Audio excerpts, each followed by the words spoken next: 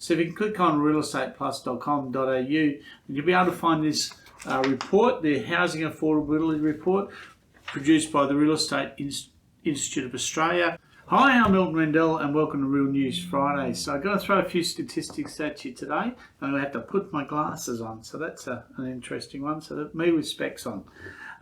Basics are amount of properties on the market at the moment, 3,036. So we're obviously into the threes now and climbing. Number of rentals available, 1,888. Rentals compared to 12 months ago, still down 11.4%, and properties on the market for sale still down about 39.8%, but the gap is getting smaller. So it's an interesting one.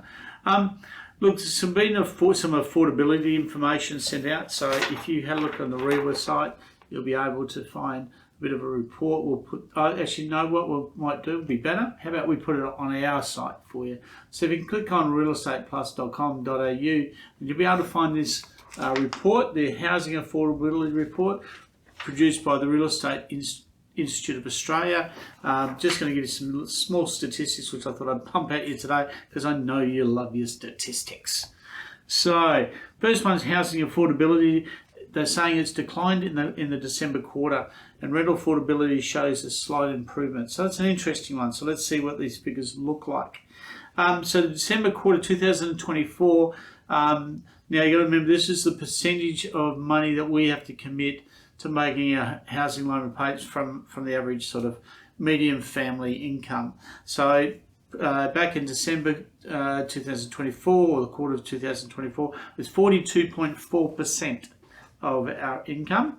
Now coming up to the quarter of 2025, it was 43.5%. So a little bit of an increase there, but I tell you what, let's have a look at some of these other states, what their December quarters for 2025 were. New South Wales, 57.3%, crazy. Victoria, 44.8%, which is well down on New South Wales, so that's an interesting one. Queensland, one surprised me a little bit, 51.1%. South Australia is 48.8%. Tassie, 41.3%. Northern Territory, 33.8%. ACT, 32.8%. And the Australian average is 49.2%. So when you compare these figures, it makes us look affordable. Isn't that amazing? It doesn't feel it, but that's the feel. Now, on the opposite end, we're looking at rentals. So 12 months ago, or in the December 2024, the amount of income was being spent was 24.2%. It's come down to a whopping 24.1%. So we've got a real levelling, obviously, in our rentals. But let's have a look at the other states as well, shall we? New South Wales is 27.6%. Victoria is an interesting one. Victoria's is certainly been coming down. It came down from 21.5 down to 20.4. So it's cheaper than being here. Queensland 23.4%. We've got South Australia 25%, so as I mentioned 24.1%. Tassie 26.6%, getting expensive living Tassie. Northern Territory 26.1%, and the ACT, because nobody wants to live there, is 18.9%. I'm only joking, sorry if I offended anyone. The average is 24.3%, so we're just a touch below the average. So it's an interesting one, some interesting statistics for you. The only thing that I'm probably more concerned of, which most of you are, the big topic at the moment is obviously petrol prices and cost of living.